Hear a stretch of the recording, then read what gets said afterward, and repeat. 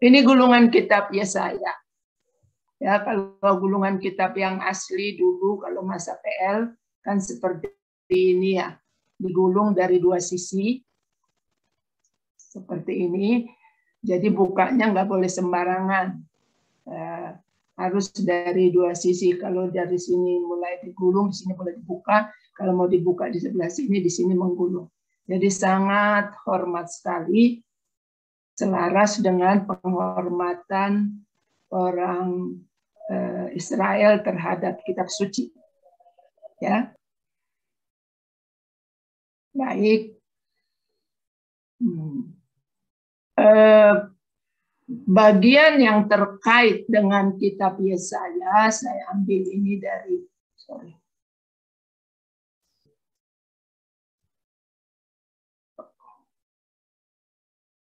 berkaitan dengan Asyur, Babilonia, dan kota-kota yang lain.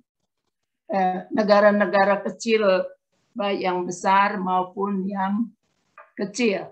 Nah, karena nanti di pasal 13 sampai 23 kita melihat di situ bagaimana Tuhan melalui Nabi Yesaya juga marah terhadap bangsa-bangsa, baik terhadap Asyur maupun Babilonia.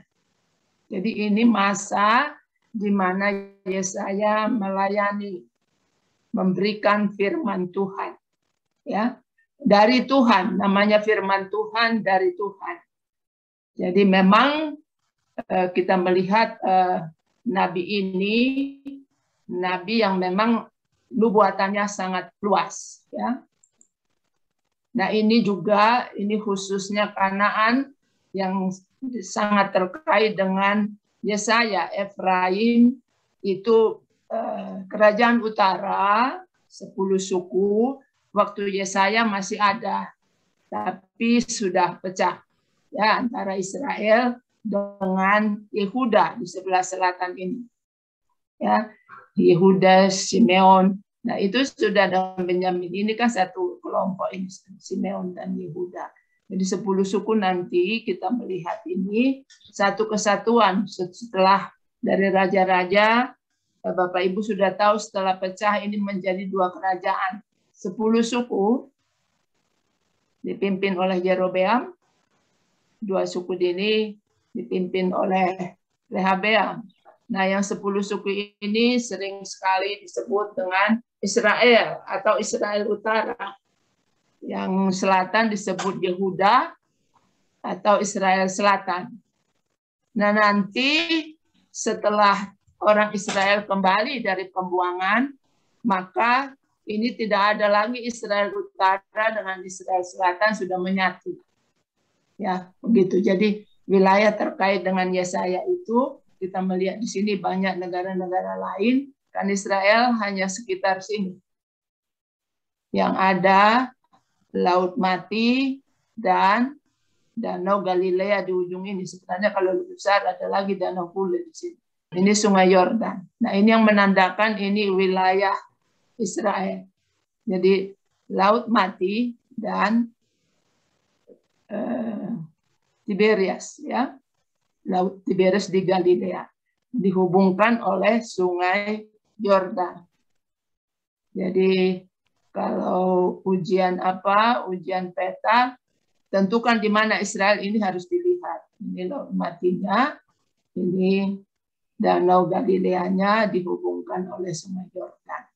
Nah, ini negara-negara kecil di sekitarnya, tapi negara besar adalah Asyur dan Babilonia dan Mesir. Ya, nanti Asyur, Babilonia dan Mesir di sini.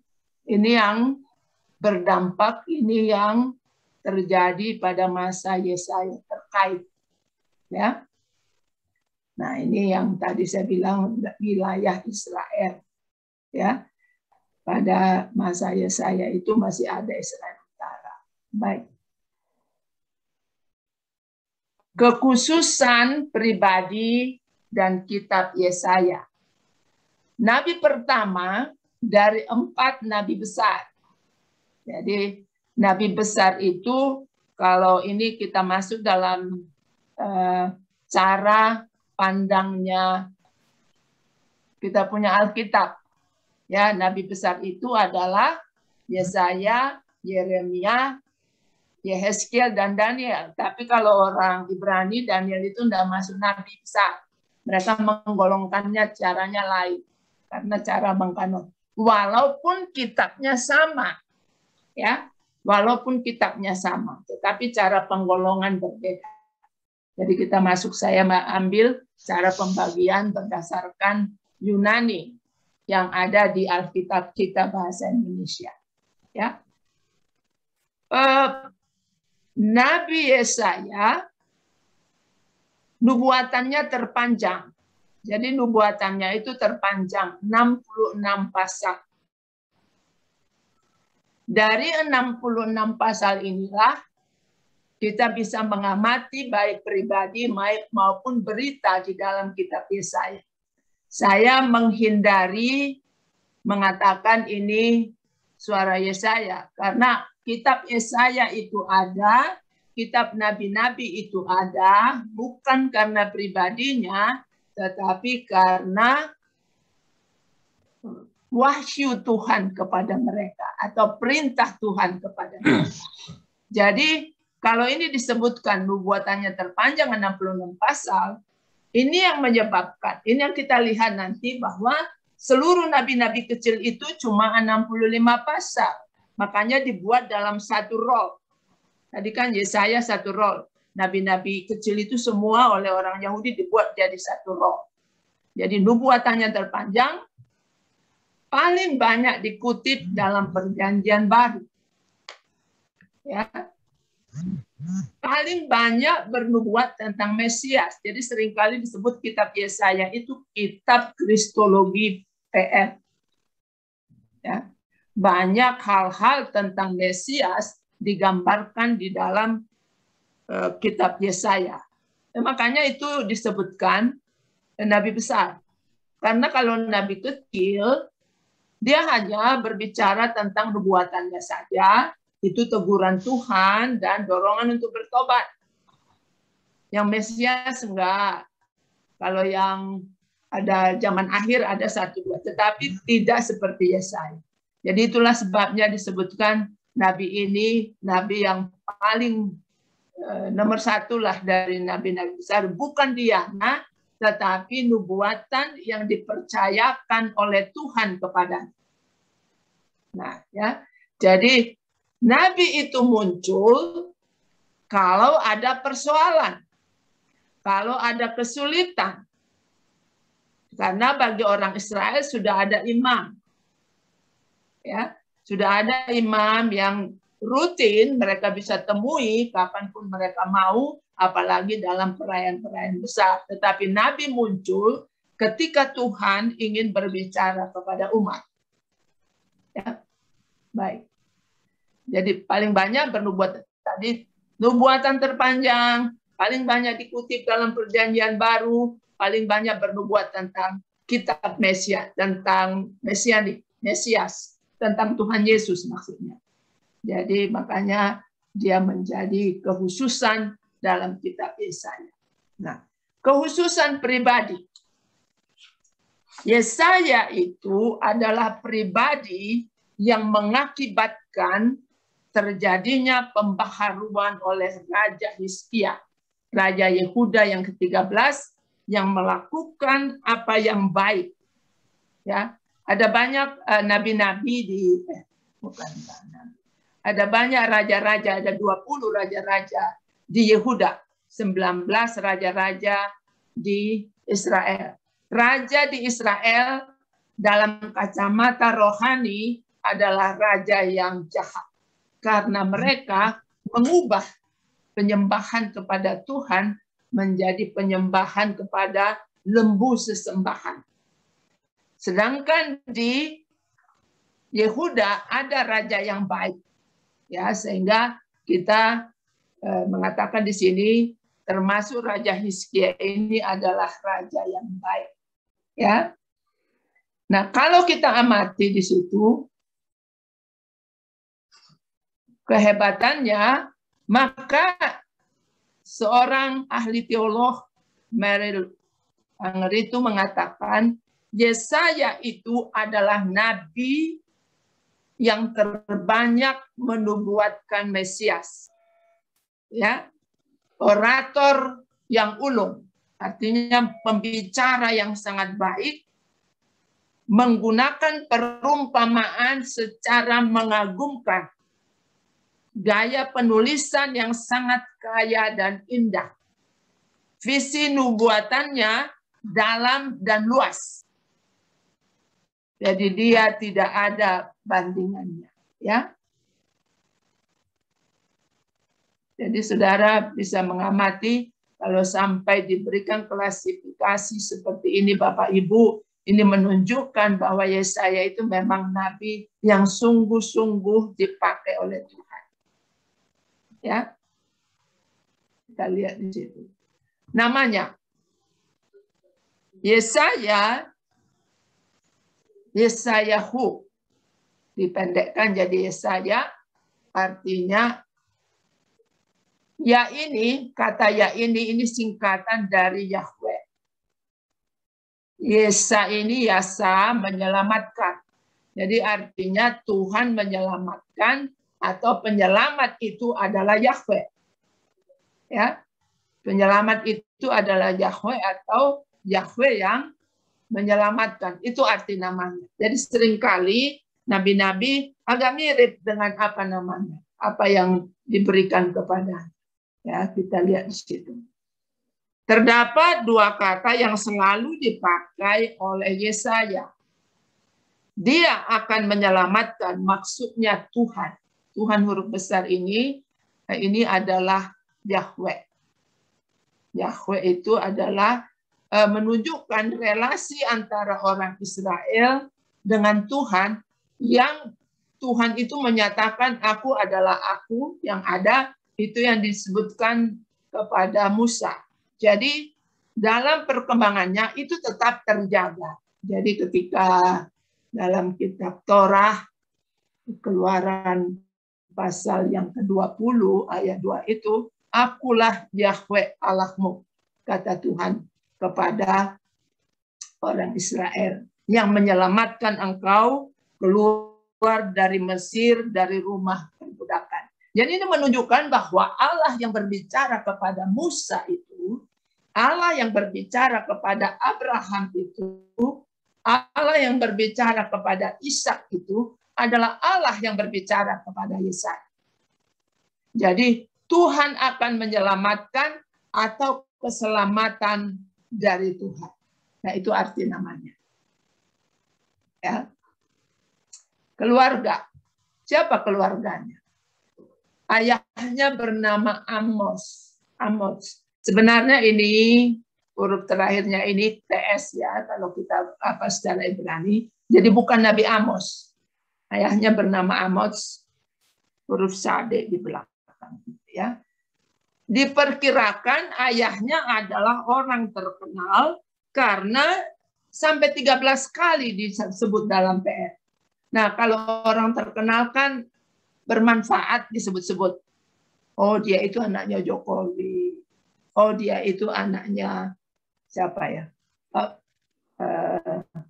Yang terkenal itu kalau sering disebutkan berarti ada baiknya, ada istimewanya. Jadi diperkirakan Pak Amos ini adalah orang yang cukup dikenal. Ya. Tradisi Yahudi mengatakan Yesaya itu keturunan bangsawan, saudara Raja Amasya, dan dia adalah sepupu Raja Usia. Jadi kalau kita lihat di sini, dalam, coba Bapak Ibu lihat dulu. Yesaya pasal 1 ayat 1. Mari kita amati.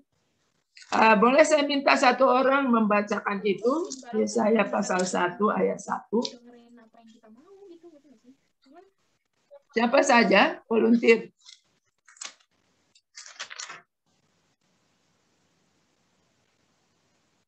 Ada yang bisa?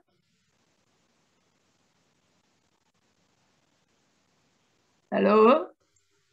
Yesaya 1 ayat 1. Penglihatan yang telah dilihat Yesaya bin Amos tentang Yehuda dan Yerusalem dalam zaman Uzia, Yotam, Ahaz, dan Hizkia, raja-raja Yehuda. Ya, jadi dia melayani itu pada masa Uzia, ini raja ke-10, Yotam, 11, Ahaz, dan Hizkia. Jadi, tapi dia sendiri memang keturunan bangsawan. Jadi Tuhan manggil nabi itu kan tergantung Tuhan. Jadi Yesaya ini dari keturunan bangsawan dipanggil. Jadi hamba Tuhan, jadi nabi. Ya, bukan yang lain misalnya Amos mengatakan aku peternak domba, aku pemungut buah ara. Tapi beragam sama dengan zaman perjanjian baru. Yesus juga tidak mengambil orang-orang utusannya itu dari kelompok tertentu saja. Ya. Nah, dia berpendidikan baik. Ini diamati dari tulisannya. Karena tulisannya tidak mungkin sebaik itu kalau dia tidak terdidik.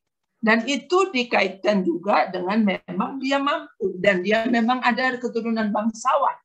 Kalau dia keturunan bangsawan, pastilah dia bisa bekerja kalau dia mau bekerja di istana. Tetapi dia orang juga yang sangat akrab dengan kitab suci.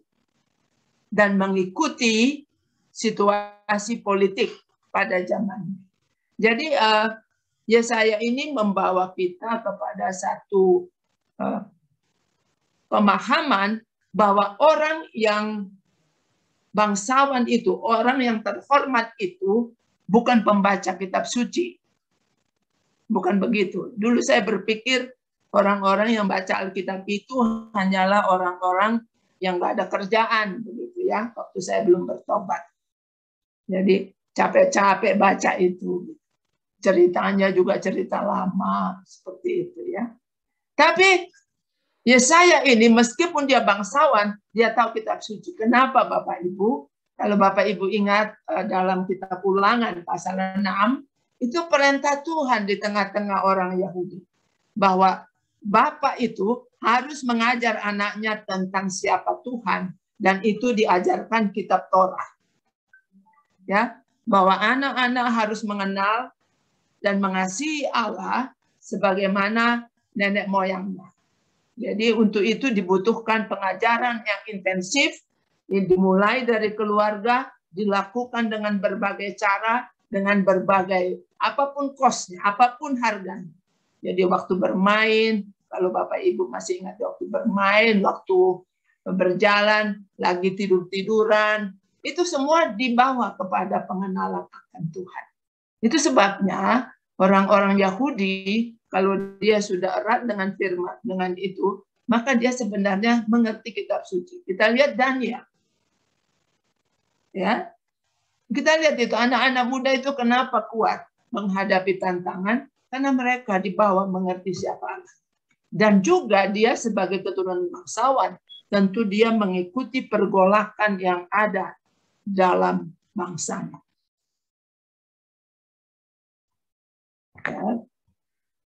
Yesaya menikah. Istrinya juga seorang nabiah.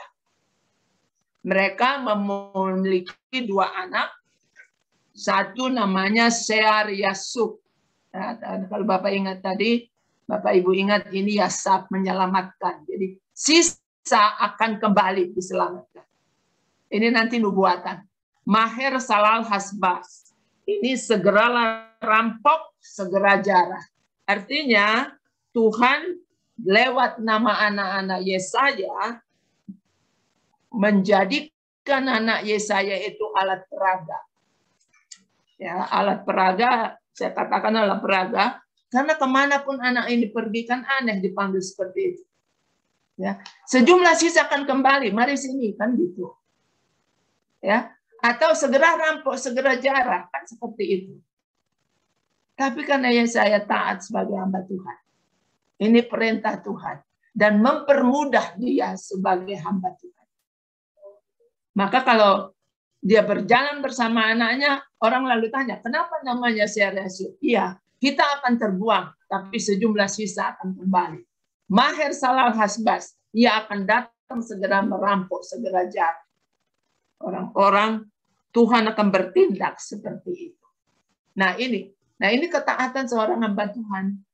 Dia saya nggak bilang nggak ada nama lain ini Tuhan. Dia nggak bilang begitu. Begitu Tuhan perintahkan, Tuhan kasih tahu kenapa, siap. Ya, itulah seorang nabi. Nama anak menjadi alat peraga, dan itu bukti ketaatan sebagai hamba Tuhan. Nabi sejaman dengan dia adalah Hosea di Israel, Mika di Yehuda. Nah, kalau Bapak Ibu perhatikan, Hosea pasal 1 itu juga pada masa usia Yotam, Ahaz, dan Hizkia di selatan. Mika juga pada masa Yotam, Ahaz, dan Hizkia. Nah, jadi Tuhan memunculkan beberapa nabi kalau dia perlukan demi memperingatkan umat Tuhan. Bahwa mereka sudah mulai melenceng, sudah mulai keluar dari jalur. Kenapa bisa seperti ini Bapak Ibu? Nah, ini kan kehidupan manusia ya. Bapak Ibu, kalau saya jalan menuju dari Bandung menuju ke Jakarta, saya bisa lama-lama ke arah kiri atau ke arah kanan seperti itu. Kalau asik misalnya ngobrol. Tapi untunglah ada garis putih yang membuat saya sadar bahwa ini bannya sudah nggak benar. Nah, kita kadang-kala firman Tuhan harus terus juga. Jadi makanya Tuhan memperingatkan. Itulah fungsi seorang nabi. Atau bangsa itu sedang dalam kesulitan, sepertinya tidak ada jalan keluar. Tapi nabi akan diutus oleh Tuhan berbicara bahwa Tuhan masih Tuhan dalam situasi apapun. Tuhan tidak hanya Tuhan pada situasi yang gampang. Tuhan adalah Tuhan dalam situasi apapun. Tidak ada yang mustahil bagi Tuhan. Yang penting adalah kamu tahu bahwa kamu sedang ditegur seperti itu. Ya, nanti kita lihat. Jadi Yesaya itu bernubuat mulai 17 tahun sebelum kerajaan utara terbuang ke Asyur. Tetapi beritanya lebih banyak kepada Yehuda. Ya, kepada kerajaan Yehuda. Nanti kerajaan 10 suku itu akan terbuang ke Asyur pada masa Yesaya. Tapi Yehuda belum. Ya, setelah dia. Penulis kitab. Tradisi Yahudi mengakui Yesaya sebagai penulis. Yesus bin Sirak tahun 200 sebelum Masehi itu berpendapat Yesaya penulis secara keseluruhan. Tapi perkembangan kritikan terhadap Alkitab membuat ada penulis yang mengatakan ini bukan hanya Yesaya. Dan maka muncullah istilah proto Yesaya, ditulis Yesaya, Deuteronomi Yesaya ditulis oleh murid-murid Yesaya, ada langit itu Yesaya, macam seperti itu. Tapi yang menarik adalah Bapak Ibu, naskah Qumran. Ini Qumran, naskah Qumran ini mulai ditemukan tahun 1947 ya. Kitab Yesaya adalah penyalinan. Di dalam Gua Qumran itu ditemukan penyalinan kitab Yesaya dari abad 1 sampai 2 sebelum Masehi. Di situ masih dianggap satu kesatuan. Ya, gulungan yang ditemukan memuat seluruh kitab Yesaya lengkap dalam bahasa Ibrani yang diperkirakan ditulis tahun 125 sebelum Masehi. Membuktikan bahwa naskah asli sudah mengenal kitab Yesaya itu secara kesatuan. Nah, yang terbaru adalah Februari 2018, seorang arkeolog. Arkeolog itu orang yang menggali-gali peninggalan-peninggalan yang tertanam di tanah, lalu digali, ketemulah itu. Kalau kita Indonesia, arkeolognya biasanya temukan candi, ya. Jadi bernama Eilat Masar mengatakan dia dan timnya menemukan segel meterai yang bertuliskan milik Yesaya, artinya milik Yesaya. Jadi dikasih tahu di Ophel bahagian selatan Bukit Bait Suci di Yerusalem. Jadi dengan ini menunjukkan semua kitab Yesaya merupakan satu tulisan Kalau dia satu tulisan, berarti penulisnya Yesaya. Tapi bisa juga Yesaya memiliki sekretaris, tapi dari dia. Ya sama dengan sekarang, kalau orang nulis buku, dia kasih suaranya, lalu penulis menulisnya dan meredaksinya. Ya. Tapi di sini, kalau yang firman Tuhan, biasanya lebih sangat teliti. Ya. Gaya penulisan. Bagaimana Yesaya? Ini dipandu oleh Tuhan. Saya mau katakan begini, sepintar-pintarnya Yesaya, dia sedang, kalau dikatakan, dia dikuasai oleh Roh ketika dia menuliskannya. Jadi, dan oleh karena itulah, keberadaan seorang penulis dipakai oleh Tuhan. Ya, jadi karena Yesaya orang yang sangat pintar. Kalau di PB kita melihat itu dalam tulisan Paulus. Ya. Kumpulan khotbah disampaikan pada waktu dengan kejadian yang berbeda, jadi selaras dengan pewahyuan. Penyusunan dalam kitab umumnya secara kronologis, artinya berurutan. Menggunakan gaya bahasa, meskipun itu prosa, tapi dia seperti sastra. Jadi kalau masuk dalam cara kita meneliti tulisan, seperti tulisan sastrawan, ya. Dia tidak bentuk puisi, tapi kata-katanya sangat terpilih, bahkan bunyi-bunyinya dia bisa, ya kaya dia. Jadi kalau saya bilang ini seniman juga, ya. Jadi retoriknya bagus. Susunannya menunjukkan Yesaya itu seorang ahli pidato ulung, orator, menarik dan menggerakkan pendengarnya. Ya, ini kan karunia, ya. Jadi kita kembali ke ini bahwa Nabi itu muncul untuk menegur atau untuk memberi kekuatan. Jadi tidak ada manis-maniskan, tidak ada. Tapi apa yang Tuhan berikan itu yang dia sampaikan. Tapi dengan kemampuan dia berbicara. Dan tadi saya bilang tulisan prosanya seperti sastra. Tapi juga dalam kitab Yesaya kita menemukan bentuk puisi yang luar biasa, ya. Variasi dan perbendaharaan serta penggunaan kata-katanya sangat indah. Ya. Dia memakai bentuk satir, sindiran, dan seperti ejekan untuk menggigit dan menyengat para pendengar. Nah, kalau di Perjanjian Baru kali ini, kalau Yohanes Pembaptis, ya, hai engkau keturunan ular beludak, siapa yang mengatakan kepadamu bahwa engkau dapat selamat? Kan gitu. Kalau di Yesaya, nanti kita lihat contohnya. Untuk menyingkapkan atau memarahi mereka dengan dosa-dosa yang ada. Saya berikan satu contoh. Yesaya 40 ayat 17 sampai 20. Begini bunyinya, ya. Segala bangsa seperti tidak ada di hadapannya, karena melihat penyesatan yang ada, melihat perpalingan bangsa Israel dan Yehuda, maka segala bangsa seperti tidak ada di hadapannya. Ini kan dari Tuhan. Mereka dianggapnya hampa dan sia-sia. Jadi dengan siapa hendak kamu samakan dia? Dan apa yang dapat kamu anggap serupa dia? Patungkah? Nah, ini kan artinya kalian itu sudah penyembah patung. Lalu dia bilang, patungkah? Tukang besi menuangnya dan pandai emas melapisinya dengan emas. Dan mereka memberikan rantai-rantai perak untuknya. Orang yang mendirikan arca. Saya tidak bisa baca di sini tertutup bagaimana. Okay. Orang yang mendirikan arca memilih kayu yang tidak lekas busuk. Mencari tukang yang ahli untuk menegakkan patung yang tidak lekas goyah. Ini salah satu contoh tulisan. Ya.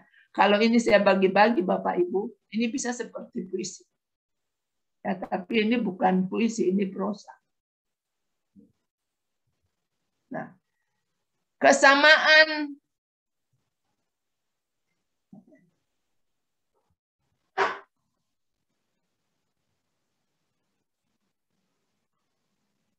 dalam tulisannya, ya.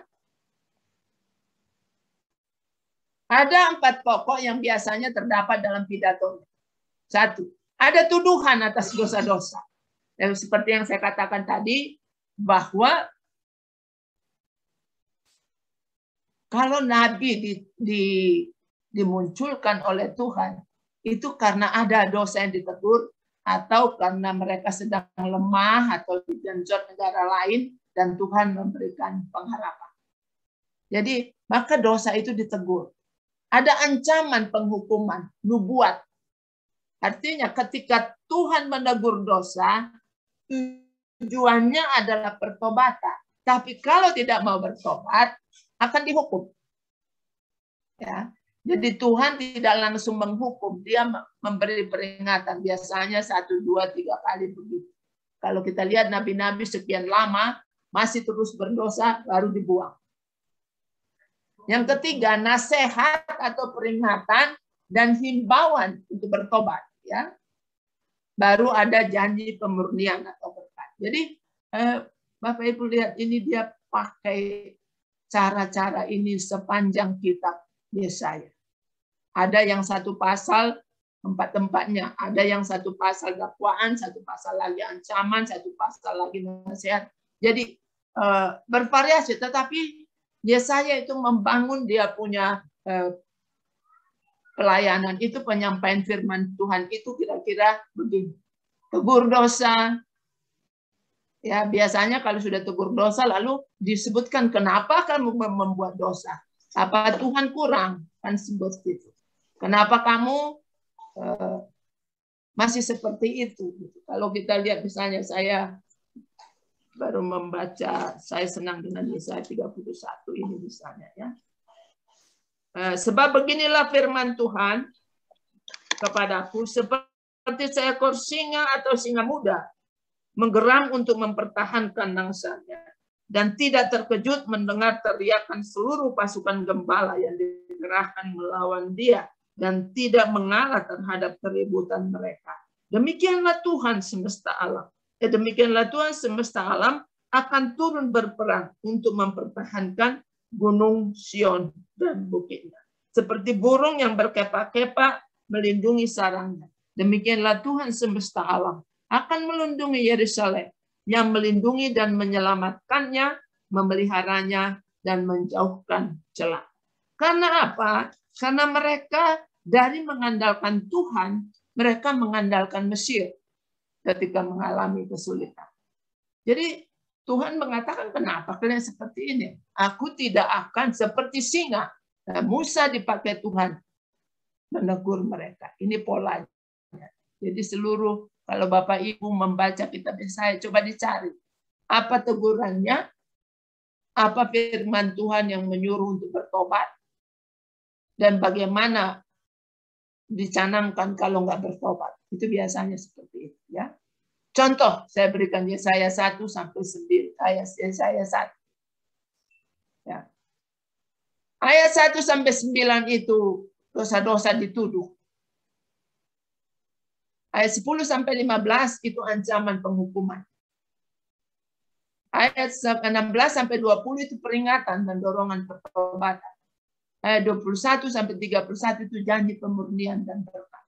Nah, kira-kira begini. Ini bisa pasal 1 satu pasal. Dalam perikop lain mungkin dia 1,5 pasal, atau bisa jadi hanya bisa jadi sampai 1 pasal 2 pasal seperti itu. Tapi polanya hampir sama. Jadi kalau membaca kitab Yesaya, kita cari sampai ada 4 ini. Ya, kita cari 4 ini, mana tuduhan dosanya, mana ancaman penghukumannya, mana peringatannya. Tapi kalau Yeremia nggak ada lagi. Kalau Yeremia nanti Bapak Ibu, kalau di Yeremia Tuhan sudah bilang nggak ada lagi, sudah harus masuk penghukuman. Tidak ada lagi berita pertobatan, sudah harus masuk ke pembuangan. Karena sudah sekian lama, sudah banyak hamba Tuhan disuruh berbicara, nggak juga. Jadi kalau sampai kitab Yesaya, sampai kitab yang lain masih, tapi Yeremia nggak ada lagi. Dorongan pertobatan tidak lagi, harus pertobatannya di pembuangan. Ya, janji pemurniannya pun di pembuangan. Nah, ini contoh dari kitab Yesaya. Nah, di dalam kitab Yesaya ada nyanyian-nyanyian, ada 4 nyanyian. Ya. Nyanyian kebun anggur.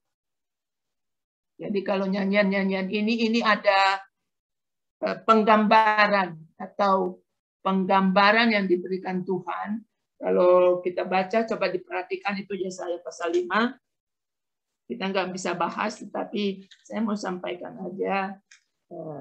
Ada nyanyian-nyanyian. Kalau kita bertemu dengan nyanyian-nyanyian seperti ini, dia kan situ nyanyian tentang kebun anggur. Kebun anggurnya itu adalah Israel. Tuhan sudah buat berbagai cara, tapi mereka dikunantikan anggur yang manis, tetapi yang ada adalah anggur yang asam. Ini bukan soal kebun anggur, tapi Israel itu sebagai kebun anggurnya Tuhan. Tuhan buat segala macam, tapi mereka menghasilkan kebun yang asam. Buah yang asam artinya perilaku. Tidak lagi sungguh-sungguh kepada Tuhan. Sudah mulai penyembahan berhala. Dosa Israel dan Yehuda. Kalau Israel ya memang sudah pasti ya, karena imam-imam sudah dikembalikan. Tapi Yehuda juga kena. Lambat laun. Yang tadinya berfokus pada Tuhan, menjadi tidak lagi pada Tuhan. Yang tadinya ibadahnya sebagai ibadah pengucapan syukur, mulai dilakukan hanya rutinitas dan rasa terpaksa. Tidak lagi meyakini. Maka Tuhan mengatakan itu. Dalam ayat pasal 12, nyanyian penebusan. Artinya ada nyanyian syukur atas keselamatan. Ya. Pada waktu itu engkau akan berkata. Pada waktu di mana Tuhan memberikan Raja Damai. Dikatakan dalam ayat 1, saya baca dari sini. Bapak Ibu bisa baca. Atau ada yang mengikut saya, tolong dibacakan ayat 1 dari pasal 12. Silahkan.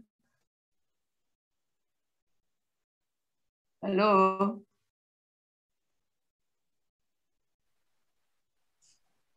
Boleh pasal 1 ayat 12. Ayat 1.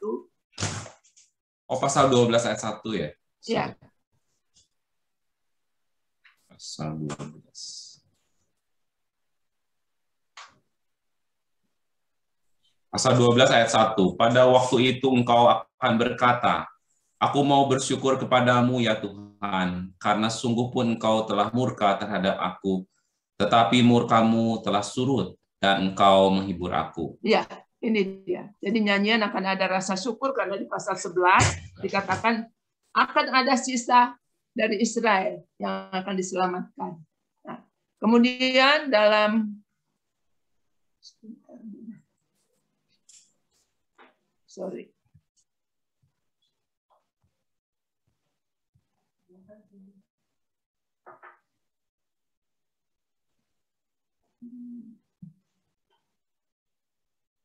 dalam Yesaya berapa ini Bu yang saya terima? Saya 35. Padang gurun akan berbunga. Ya, ini sesuatu yang mustahil tapi akan terjadi. Maka nyanyian ada tuh. Nyanyian istri yang dipulihkan.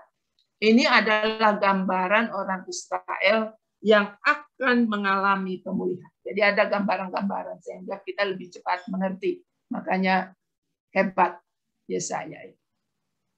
Dipakai struktur dan isi.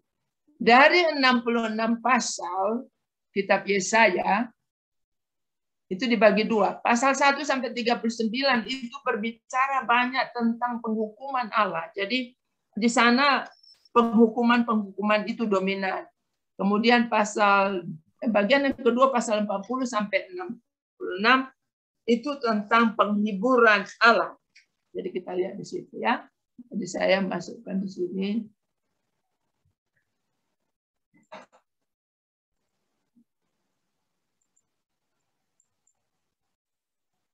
Ini saya mengamati ini dari lembaga Alkitab ya. Pasal 1, 12, nubuat tentang Yehuda dan Yerusalem. Pasal 13 sampai 23, nubuat hukuman terhadap bangsa-bangsa. Pasal 24 sampai 27, nubuat tentang akhir zaman. pasal 28 sampai 35, Yerusalem tersesak dan terlepas. Ini intinya, inti beritanya. Itu pada pasal 1. Dalam pasal 36 sampai 39 ini berbicara sebagai sisipan Yesaya dalam zaman Raja Hizkia. Ini terkait dengan dua raja-raja. Ya. Nanti kita lihat. Pasal 40 sampai 66 itu penghiburan Allah. Bukan penghukuman itu, ya, penghiburan. Dibagi dalam 3 kelompok, masing-masing 9 pasal. 2 kalimat per kelompok pertama itu kalimat yang sering disuarakan, tidak ada damai bagi si jahat. Dan 9 ayat berikutnya, 9 pasal berikutnya, demikianlah firman Tuhan yang dianggap merupakan kesimpulan. Pasal 40 sampai 48, keselamatan untuk bangsa dalam pembuangan. Membandingkan Yahweh, Allah yang benar, dengan berhala-berhala. Pasal 49 sampai 55 ini menggambarkan hamba Tuhan, tetapi itu adalah nubuatan mesianik. Kadangkala di dalam nubuatan Mesias tentang Mesias ini ada double nubuatan. Kondisi pada waktu yang dekat itu, tapi juga sampai kepada Mesias. Dan pasal 56 sampai 55 ayat 66 itu penggenapan keselamatan dan karya Tuhan. Ya. Jadi apa yang sudah dikatakan oleh Tuhan pasti terjadi. Menggambarkan pemulihan akhir umat Tuhan dengan Allah di tahtanya. Yang dikenal sebagai Tuhan atas segalanya. Jadi Tuhannya orang Israel adalah Tuhan yang berdaulat terhadap semua. Tidak hanya terhadap Israel, sama dengan Yesus. Ya, Yesus itu berdaulat tidak hanya kepada orang percaya, tetapi juga untuk orang yang tidak percaya. Kalau ini kita sadari, maka menghadapi situasi kita akan jauh lebih tenang.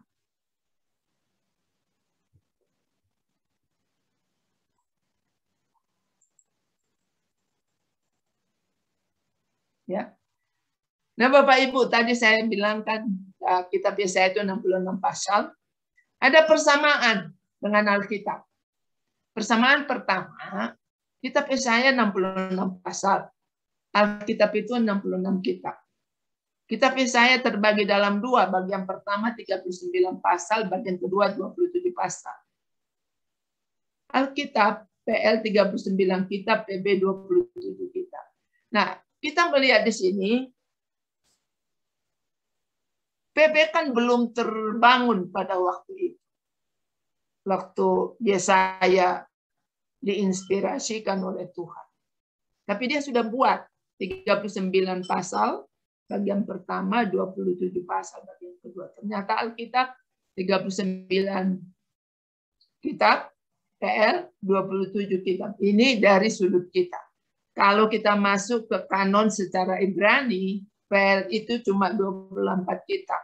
Ya, ini kalau saya lihat dari sudut Alkitabnya kanon Yunani yang kita pakai dalam bahasa Indonesia. Ya.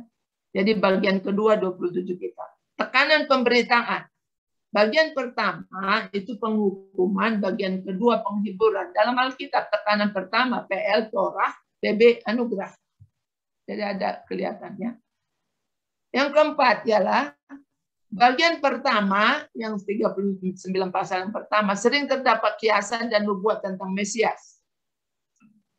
Kalau Alkitab PL-nya mengandung kiasan tentang Kristus dalam bentuk tipos atau nubuatan. Bagian Yesaya yang kedua menggambarkan Mesias secara penuh dalam Alkitab. Kristus hadir dalam seluruh kepenuhan. Ya. Nah, sekarang kita masuk kepada tema-tema dalam kitab Yesaya. Panggilan Yesaya untuk kenabian. Dua nubuatan Yesaya, kemudian nubuatan mesianik. Ya, 3 ini yang kita lihat.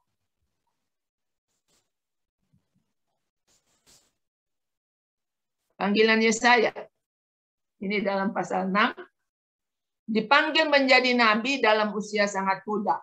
Sebelum dipanggil, Tuhan memperlihatkan tahta Tuhan yang penuh kemuliaan.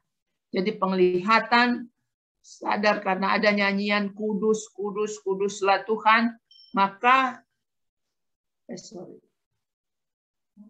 Yesaya berhadapan dengan kemuliaan Allah sehingga dia merasakan kenajisannya dengan ketidaklayakannya. Maka Yesaya mengatakan, celakalah aku binasa, sebab aku ini seorang yang najis bibir, dan aku tinggal di tengah-tengah bangsa yang najis bibir. Dia banyak dosa, ngomong sembarangan. Namun mataku telah melihat Sang Raja, yakni Tuhan semesta alam. Ya, kalau kita berhadapan dengan, ya kadang-kala kan begitu ya Bapak Ibu ya. Saya melihat misalnya kalau upacara 17 Agustusan, itu bendera masih merah putih atau sudah merah kuning-kuning ya, gitu. Kita nggak sadar kadang. Sama, kadang-kadang dalam hidup kita pikir kita orang baik-baik, tapi ketika kita berhadapan dengan Allah, kita bisa disoroti, baru kita sadar. Celakalah aku binasa. Namun mataku telah melihat Sang Raja, yakni Tuhan semesta alam. Ya, itu yang dialami oleh Yesaya.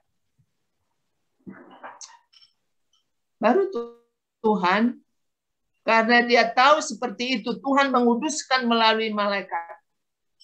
Dikatakan, seorang daripada serafim itu terbang mendapatkan aku. Di tangannya ada bara yang diambil dengan sepi dari atas mesbah. Ini mesbah surgawi ya.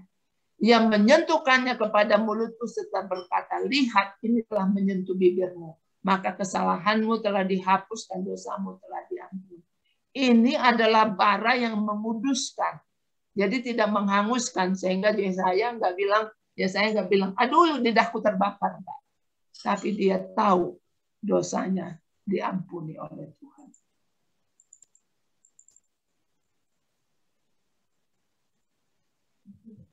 Baru setelah pengudusan itu, Tuhan berbicara, siapakah yang akan kuutus dan siapakah yang mau pergi untuk aku.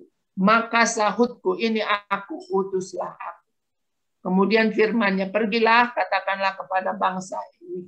Dengarlah sungguh-sungguh tetapi mengerti jangan. Lihatlah sungguh-sungguh tetapi menangkap jangan. Nah, bandingkan dengan Musa, Saulus, ketika berhadapan dengan Tuhan, mereka mengenal diri orang yang kotor, najis, makhluk yang tak bernilai. Tanpa kuasa dan hikmah. Baru menyerah kepada Tuhan. Kalau enggak, rasa kuat. Dipanggil bukan karena kelayakan, tetapi kadang kita tidak sadar merasa hebat. Kalau dipanggil, masih perlu pengudusan dan persiapan Allah. Banding para murid, 3,5 tahun bersama Yesus. Itu pun belum cukup, Roh Kudus yang menyertai dan memampukan. Kalau berhadapan dengan kekudusan Allah, baru kita merasakan kenajisan dan ketidaklayakan. Tindakan simbolis tadi sudah sampaikan ini ya. Pemberian nama, ini tanda ketaatan Yesaya kepada Tuhan. Ya, dia membawa anak-anaknya juga itu. Dia ikut melibatkan anaknya dalam pelayanan.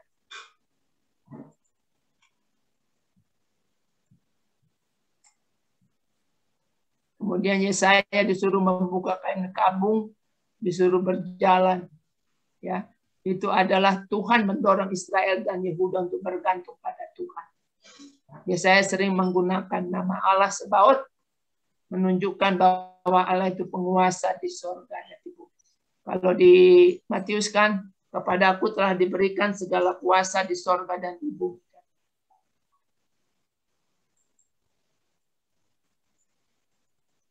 Baik. Nah, ini yang Bapak Ibu. Ada 4 pokok nubuatan saya. Kondisi rohani pada masanya, nubuatan penghukuman, akhir zaman, dan mesianik. 1 dan 2. 1 maksudnya kedatangan sebagai manusia Tuhan Yesus, dan kedatangan yang kedua pada akhir zaman. Ini 4. Jadi ketika kita melihat, tapi kalau di nabi-nabi kecil hanya 2 ini saja. Ya. Kita langsung aja.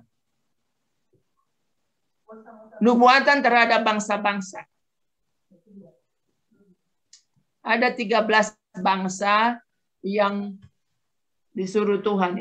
Mereka ini yang menggojlok atau katakanlah menyerang, suka menyerang ke Yerusalem dan juga ke Yerusalem atau membawa ke pembuangan. Tapi Tuhan juga menghukum mereka. Ya. Nah, ini di seputar ini. Edom, Moab, Damsyik, kemudian Tirus dan Sidon, Babilonia, Asur, ya Mesir, semua kena. Jadi kalau mereka melakukan sesuatu kepada Israel itu, Tuhan berurusan dengan mereka, Filistea dan sebagainya. Ya, kita lihat di situ. Nubuatan mesianik adalah berkaitan dengan kedatangan Tuhan di dalam Tuhan Yesus, berkaitan dengan pribadi dan karyanya. Jadi kalau kita berbicara tentang nubuatan tentang mesianik, kita cari tahu pribadi yang digambarkan siapa, karya penebusannya siapa. Kita melihat misalnya kalau dalam Yesaya pasal 9,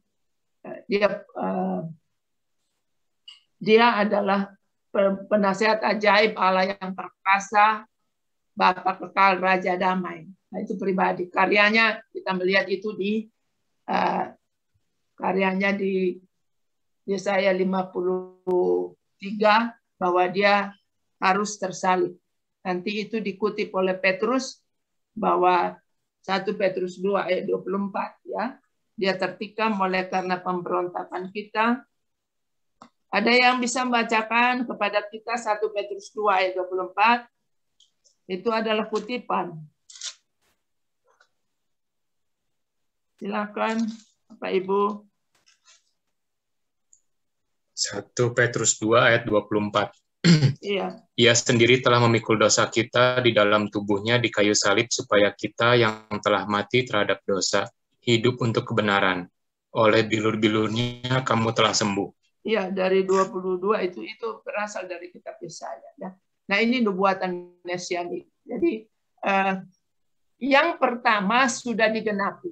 Karya penebusan sudah digenapi. Yang kita nantikan dari nubuatan Yesaya ini adalah kedatangan Yesus yang kedua. Ya. Baik. Sampai di sini ada pertanyaan. Saya selesai. Ya. Kelamaan ya Bapak Ibu ya. Kelamaan ya. Maaf. Ini terlalu lama. Terima kasih. Terima kasih Bu. Ini ada pertanyaan ya kalau pena dulu. Ya, terima kasih ya. Kita udah ada gambaran dari kitab Yesaya, ya sebenarnya kitab yang tidak mudah juga untuk kita pelajari. Nah, ini ada pertanyaan dari Pak Philip ya, dalam Yesaya 27 ayat 1. Dari mana, Pak? Yesaya 27 ayat 1, Bu. Yesaya 27 ayat 1. Itu ada metafora Lewiatan ya.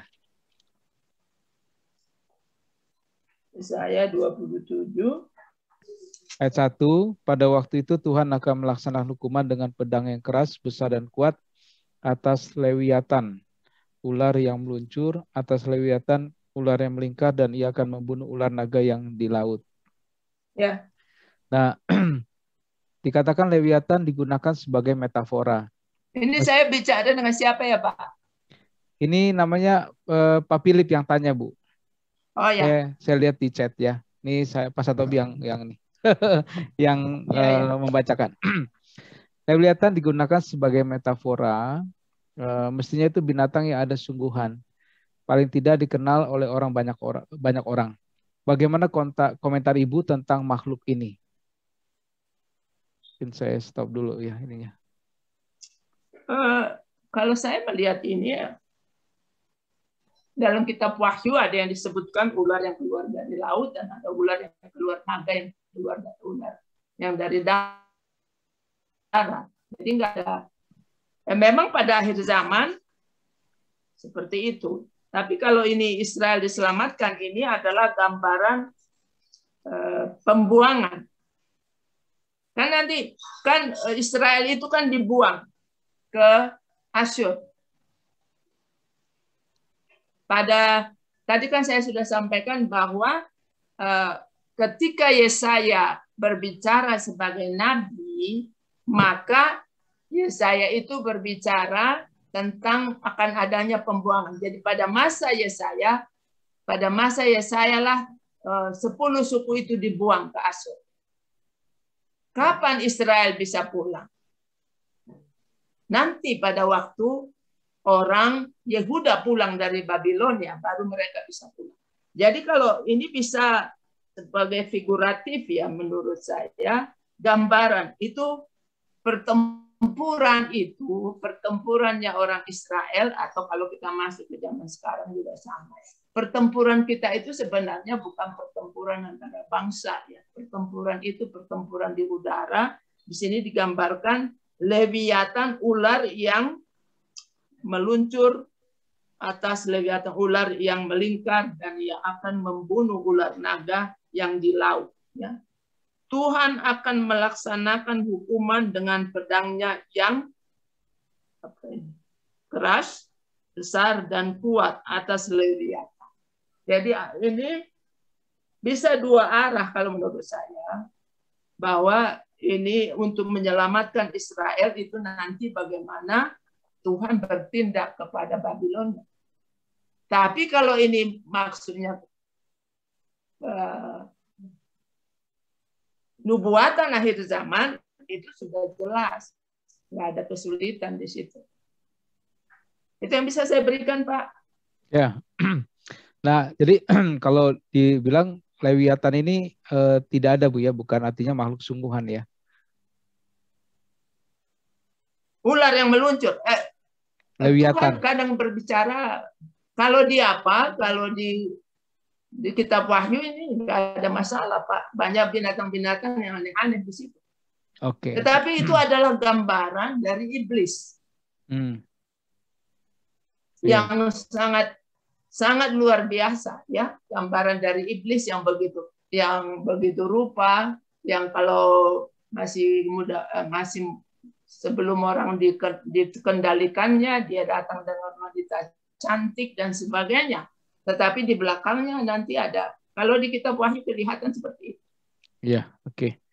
Ya. Ya. Selanjutnya ada tanya juga, penasihat ajaib, satu nama penasihat yang ajaib, tapi ada yang menafsirkan penasehat, ajaib, dua nama. Bagaimana komentar Ibu ya tentang penasihat ajaib? Mungkin Pak Philip bisa sampaikan langsung ya untuk yang pertanyaan kedua ini ya. Sekaligus ya, silakan, Pak. Mungkin bisa respon yang jawaban pertama yang tadi. Silakan Pak Philip. Iya, terima kasih ya. Sorry, saya nggak berpakaian benar nih, jadi saya tidak tampil wajah ya. Oh, ya, ini tentang yang tadi ya, Leviatan, ini sebetulnya banyak sekali rincian detailnya di kitab Ayub gitu ya, sisiknya seperti apa, nafasnya seperti apa ya.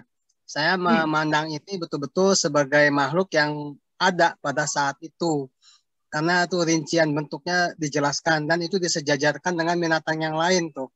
Kalau yang dalam bahasa Indonesianya disebut kudanil ya. Padahal kalau saya selidiki ciri-cirinya tidak seperti kudanil. Jadi ya pendirian saya Leviatan maupun ya behemoth ya. Behemoth dalam bahasa Inggrisnya itu ya. Kudanil tapi dalam bahasa Inggrisnya behemoth.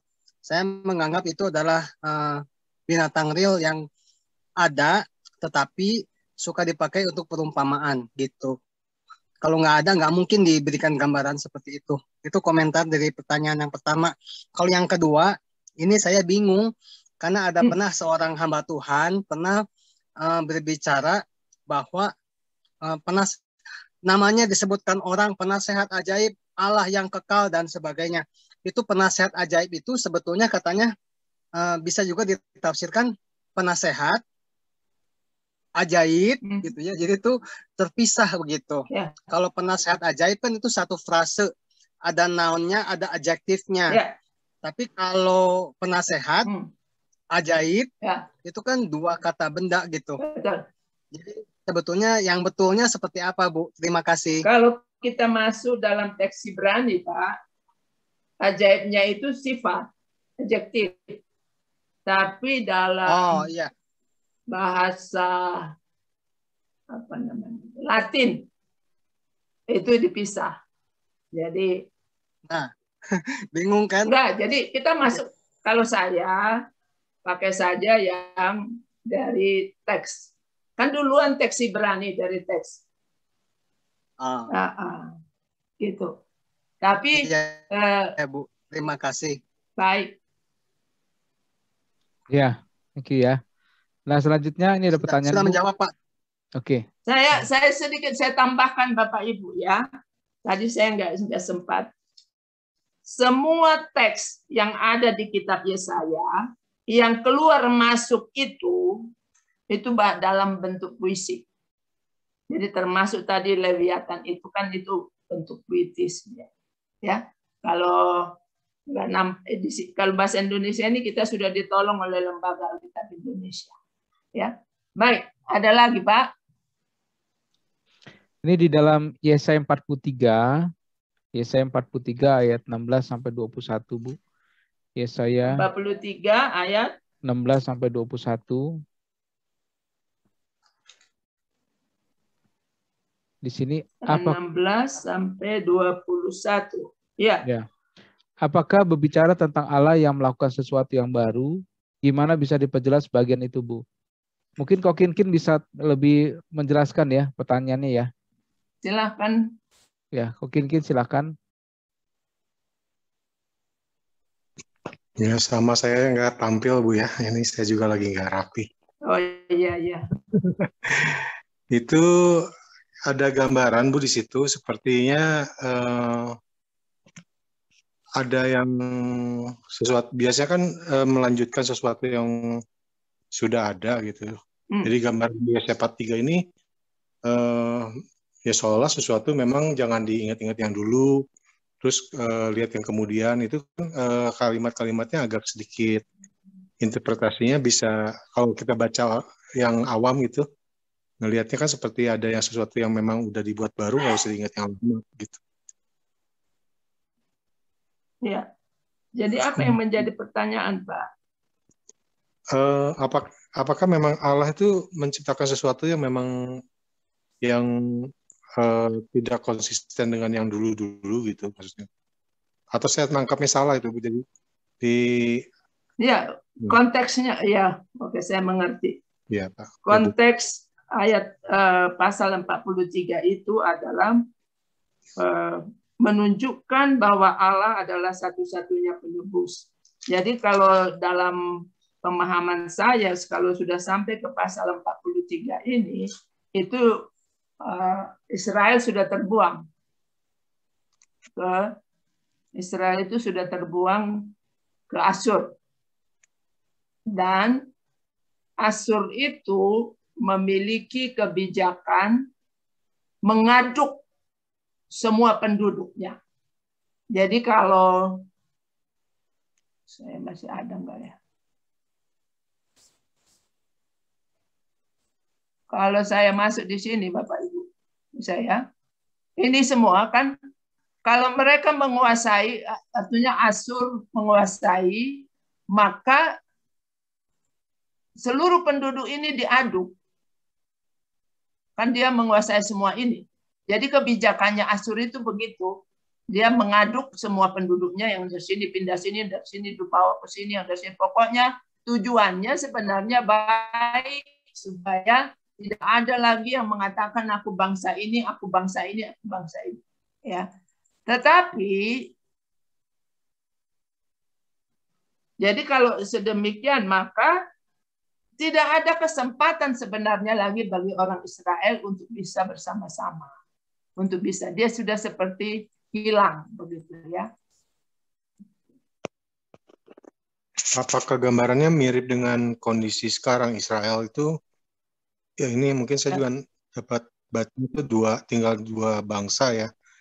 Yehuda sama apa satu lagi? Lupa saya. Cuman jadi tinggal 10-nya itu hilang ya Bu ya. Ya. Jadi hilangnya itu karena itu Pak. Tetapi ini ada tetapinya. Ketika mereka terbuang ke Babilonia, kan Babilonia dikalahkan oleh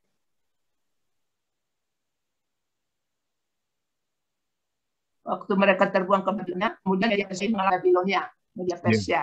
Dan media Persia inilah yang mengizinkan yang dari Babilonia ini kembali ke Kanaan. Tetapi surat itu adalah semua orang Yahudi dimanapun berada. Jadi media Persia sudah menjadi penguasa atas semuanya. Ini kan kalau mereka ini kan tidak sama-sama. Ini ditaklukkan ini. Mesir ditaklukkan Asyur, Asyur menguasai ini. Babilonia menaklukkan Asyur, Babilonia menguasai ini. Media Persia menaklukkan Babilonia, maka media Persia mengalahkan ini. Jadi ketika Persia menaklukkan Babilonia, kan diizinkanlah orang Israel, Yehuda itu pulang dari sini. Maka semua bangsa yang lain boleh ikut, yang merasa orang Yahudi. Tentu orang-orang Yahudi yang ada di sini, yang tadinya sudah diaduk itu, bisa pulang ke Kanaan.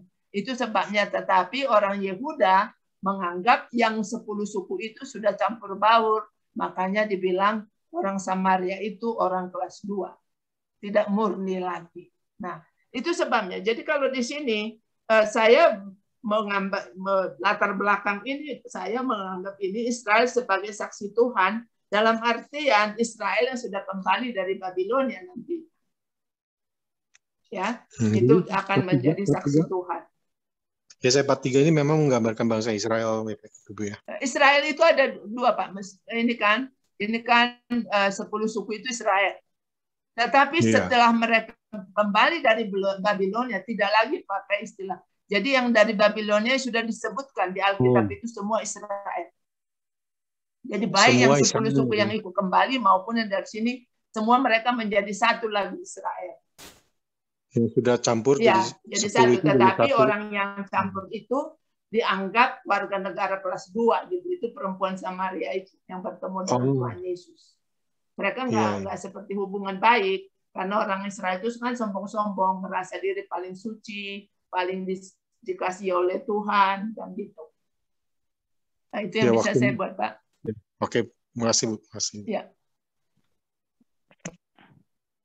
Baik, ada lagi? Ya, teman-teman, apakah masih ada lagi yang mau tanya? Silahkan bisa langsung tanya. Ya, mau tanya, Bu. Silakan. Kalau kita baca tentang kalau kitab Raja-Raja gitu ya, itu kan tentang lebih ke sejarah ya. Kalau kita ini baca dengan siapa saya, Pak? Dengan Zelik. Zelik ya. Ya. Kalau kita baca kitab Amsal itu kan lebih ke tentang hikmat gitu ya. Nah, kalau kita baca kitab Yesaya kan isinya nubuatan-nubuatan. Ya. Apakah nubuatan-nubuatan itu hanya berlaku pada masa bangsa Israel itu aja, ataukah itu masih teraplikasikan pada kehidupan akhir zaman saat ini sih, Bu? Kalau Yesaya sampai Tuhan Yesus datang kedua kali. Tadi kan saya bilang ada 4 ya, ada 4 nubuatannya.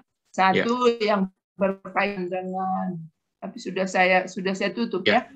Kondisi kalau nabi-nabi itu biasanya dia berbicara tentang teguran atas kondisi rohani pada masanya. Dan dosa-dosa yang kedua akan ada penghukuman dan dorongan pertobatan masih diberikan sampai Yesaya ini ada. Tapi nanti di Yeremia nggak ada. Kemudian baru ada nubuatan Mesianik 1 dan 2. Baru ada akhir zaman. Jadi ada nabi-nabi yang sampai akhir zaman, biasanya nabi-nabi besar.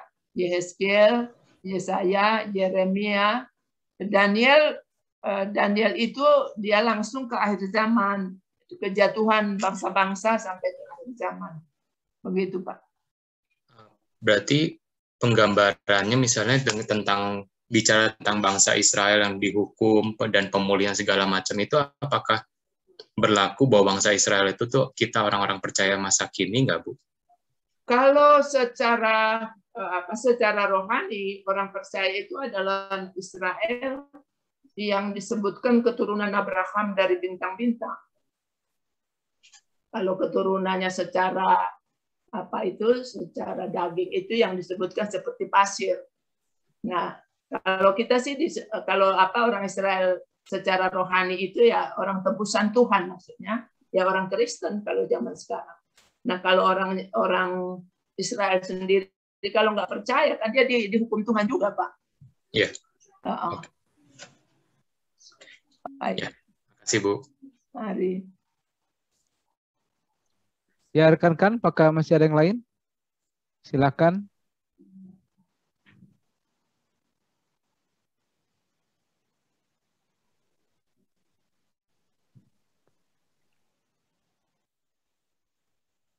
Sudah nggak ada yang tanya? Aman? Sudah pada baca juga ini. Bahannya boleh diminta. Ya, yang penting bagi kita, Pak, sebenarnya ini adalah dosa-dosa yang ditegur oleh Yesaya pada masa itu, apakah ada pada masa ini juga, kan gitu ya. Kemudian apakah Tuhan yang kita sembah itu adalah Tuhan yang masih menghukum orang berdosa? Nah, karena orang Israel kan orang pilihan, tapi kalau buat dosa dihukum juga, kan gitu. Tapi penghukuman itu kalau orang percaya kan penghukumannya bukan berubah dari nggak masuk surga jadi nggak bisa lagi, udah masuk surga jadi nggak bisa lagi, bukan. Tapi ada disiplin dari Tuhan. Yang ketiga adalah kedatangan Yesus yang pertama sudah selesai, tapi kita menantikan kedatangan Yesus yang kedua. Jadi bahwa itu kedatangan Yesus itu tidak mendadak. Jadi kalau kita lihat dari kitab Yesaya, ada banyak nubuatan tentang Mesias. Jadi Yesus itu hadir ketika dia hadir 2000 tahun yang lalu itu enggak dadakan, sudah dikasih tahu. Jadi semua tanda-tanda itu harus digenapi di dalam Tuhan, sehingga di dalam Tuhan Yesus, sehingga nggak ada yang bilang misalnya yang namanya Yesus, misalnya sekarang banyak orang namanya Yesus, orang Spanyol banyak, orang Portugis, tetapi itu bukan Yesus penyelamat, karena dia harus memenuhi kriteria. Jadi kalau ada orang bilang juru selamat, orang percaya tidak bisa percaya itu, karena juru selamatnya kita mulai dari janji Tuhan di kitab Kejadian sampai kepada perjanjian baru itu, dia harus mati di kayu salib. Nah, itu yang pengharapan kita bukan pengharapan yang sia-sia, karena apa yang dinubuatkan oleh Alkitab itu pasti terjadi. Maka itu yang bisa mungkin saya sampaikan. Jadi kalau Tuhan juga panggil kita dalam keberadaan kita masing-masing, ya kita harus melihat panggilan Tuhan itu kepada kita masing-masing. Baik, Pak. Ya, terima kasih, Bu. Ada Kokin ada mau sampaikan lagi? Tanya yang untuk kekinian, Bu. Kalau literatur Daniel sama Yesaya itu kan berarti ada kekhususan ya, kekhasan, Bu ya. Jadi gambaran tentang lahirnya Sang Mesias, kitab Yesaya lebih banyak menggambarkan ke Israel, sejarahnya ke kelahiran Tuhan Yesus gitu, atau gimana? Ya. Ke akhir zamannya gimana? Kalau Daniel kan dia sangat tepat menggambarkan tadi kan ada kerajaan Babilonia, kerajaan Media Persia, Asyur, Babilonia, Media Persia, itu jatuhnya itu tepat sekali. Nah, jadi pergolakan atau perputaran raja-raja di Israel itu, penguasa di Timur Tengah itu, yang tadi kita lihat petanya itu tergambarkan dengan gambar orang yang dilihat oleh Raja Nebukadnezar itu. Jadi ketika dia lihat, jadi dikasih tahu bapaklah itu kan katanya, nanti akan pecah sampai kepada kedatangan Tuhan Yesus itu. Jadi dia menggambar. Tapi kalau Yesaya, dia pribadi mesianik, itu yang dia sangat dalam. Kalau Daniel akhir zamannya. sama Jadi fokus. kejatuhan para raja-raja itu. Nah, itu yang bisa saya sampaikan, Pak. Ya, makasih Bu. Makasih. Ya, terima kasih. Memang kalau kita lihat di Yesaya ini banyak sekali ya tentang janji-janji nubuat tentang Yesaya, tentang the Mesias ya. Ya. Bahkan itu tepat begitu ya, digenapi luar biasa. Itu ya, Tuhan boleh berkarya. Ya, teman-teman, jika tidak ada yang tanya lagi, mari kita tutup ya untuk pembahasan ini. Terima kasih sekali lagi untuk Ibu Helis yang sudah menjadi narasumber kita. Ya, dan kita terus berharap ya kita bisa terus baca Alkitab, jangan tunda-tunda ya. Selagi kita masih banyak waktu di pandemi ini, apalagi PPKM nggak bisa kemana-mana, kita gunakan untuk baca Alkitab lebih dalam lagi. Ya, untuk doa penutup minta sediaan Pendeta Jan Agustanu untuk pimpin kita dalam doa.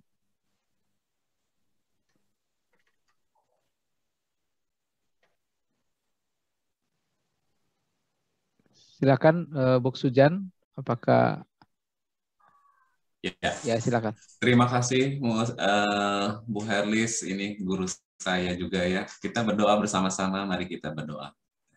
Bapa di dalam surga, terima kasih Kau begitu baik. Hari ini kami belajar tentang kitab yang luar biasa. Biarlah Engkau Tuhan memberkati apa yang sudah kami dengar, apa yang sudah kami pelajari hari ini. Dan berikan hati kepada kami semakin rendah hati di hadapan-Mu Tuhan. Ketika kami memahami ini adalah bahan kami bagaimana supaya kami boleh mempunyai kasih di dalam hidup kami. Sehingga kami boleh mempraktekkan apa yang ada di dalam firman Tuhan di dalam kehidupan kami sehari-hari. Tuhan berkati khususnya untuk Ibu Herlise yang sudah menyampaikan firman Tuhan hari ini. Berkati kesehatannya, berkati keluarganya, berkati segala sesuatu yang dilakukannya. Oh Tuhan, terima kasih. Dan kami juga berdoa untuk kami semua yang hadir di tempat ini. Tuhan memberkatinya. Terima kasih Tuhan. Sebentar kami akan berpisah satu dengan yang lain. Biarlah kami bersama-sama dapat memuliakan Tuhan dalam kehidupan kami sehari-hari. Jadi dalam nama Tuhan Yesus sudah berdoa. Amin.